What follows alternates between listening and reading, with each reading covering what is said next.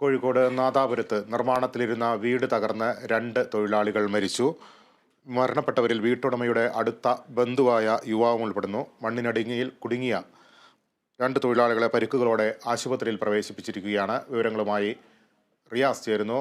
റിയാസ്, എപ്പോഴാണ് ഈ സംഭവം ഉണ്ടായത്? ഈ ആശുപത്രിയിൽ പ്രവേശിപ്പിച്ചിരിക്കുന്ന തൊഴിലാളികളുടെ ആരോഗ്യസ്ഥിതി ഇപ്പോൾ എങ്ങനെയുണ്ട്? വളരെ ദാരുണമായി സംഭവം ഉണ്ടായത് ഇന്ന് രാവിലെ 10 മണിയോടുകൂടിയാണ്. ഇതിൽ തന്നെ അതായത് ഈ കൊമ്മൂട്ടുപൊയിൽ എന്ന് പറയുന്ന സ്ഥലത്താണ്, നാദാപുരം വളയത്തിനടുത്ത കൊമ്മൂട്ടുപൊയിൽ എന്ന് പറയുന്ന സ്ഥലത്ത് നിർമ്മാണത്തിലിരിക്കുന്ന വീടിന്റെ മുകൾ നിലയിൽ ഒരു സ്ലാബ്, സൺഷെയ്ഡ് മാതൃകയിൽ ഒരു സ്ലാബ് പണിതുകൊണ്ടിരിക്കുകയായിരുന്നു. ആ സ്ലാബ് ഒന്നടങ്കം അടർന്നു വീഴുന്ന സാഹചര്യമായിരുന്നു.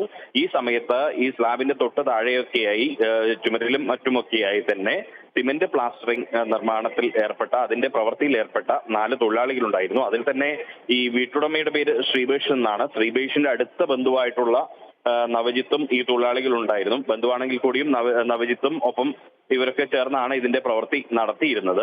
അപ്പോൾ ഈ ശ്രീബേഷിന്റെ അടുത്ത ബന്ധുവായ നവജിത്ത് ഒപ്പം വിഷ്ണു, ഇരുവരും അതേ പ്രദേശവാസികളാണ്. ഇവരാണ് അവർക്കാണ് ദാരുണമായ അന്ത്യം സംഭവിച്ചിട്ടുണ്ടായിരുന്നത്. മറ്റ് 2 പേർ ഇവരുൾപ്പെടെ, അതായത് ഈ മരിച്ച നവജിത്തും വിഷ്ണുവും ഉൾപ്പെടെ 4 പേരാണ് ഈ കെട്ടിടാവശിഷ്ടങ്ങൾക്കിടയിൽ കുടുങ്ങിപ്പോയത്, മണ്ണിനിടയിൽ പെട്ടുപോയത്.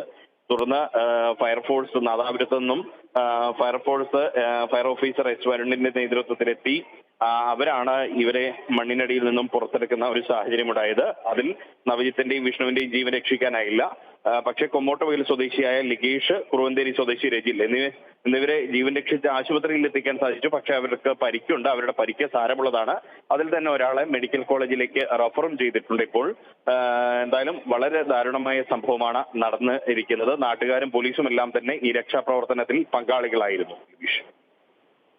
റിയാസ്, ഇത് എന്താണ് യഥാർത്ഥത്തിൽ ഈ സംഭവിച്ചത്? ഈ സൺഷെയ്ഡ് തകർന്ന് വീഴാനുണ്ടായി അങ്ങനത്തെ ഒരു എങ്ങനെയാണ് അവിടെ അങ്ങനെ ഒരു സാഹചര്യം രൂപപ്പെട്ടത്?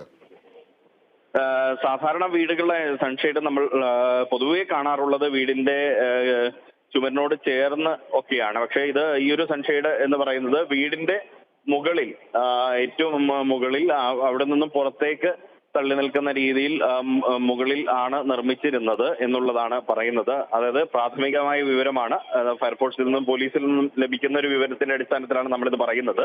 അപ്പോൾ അത്തരത്തിൽ ഇങ്ങനെ നിർമ്മിച്ച കെട്ടിടം പെട്ടെന്ന് താഴെ സിമന്റ് പ്ലാസ്റ്ററിംഗ് ജോലിയിൽ ഏർപ്പെട്ടിരിക്കുകയായിരുന്നു ഈ 4 പേരും.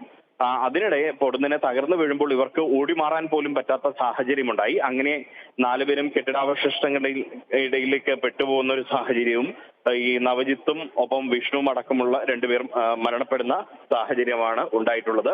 മറ്റ് 2 പേർ, അതായത് ലിഗേഷും രജിലും, ഇവരെ പരിക്കുകളോടെ ആശുപത്രിയിൽ പ്രവേശിപ്പിക്കുന്ന സ്ഥിതിയാണ് ഉണ്ടായിട്ടുള്ളത്. ലിബീഷ്. ശരി റിയാസ്. കോഴിക്കോട് നാദാപുരത്ത് നിർമ്മാണത്തിലിരിക്കുന്ന വീട് തകർന്ന് 2 മരണം. മരണപ്പെട്ടവരിൽ വീട്ടുടമയുടെ അടുത്ത ബന്ധുവായ യുവാവും ഉൾപ്പെടുന്നു. വിവരങ്ങളാണ് റിയാസ് KMR നൽകിയത്.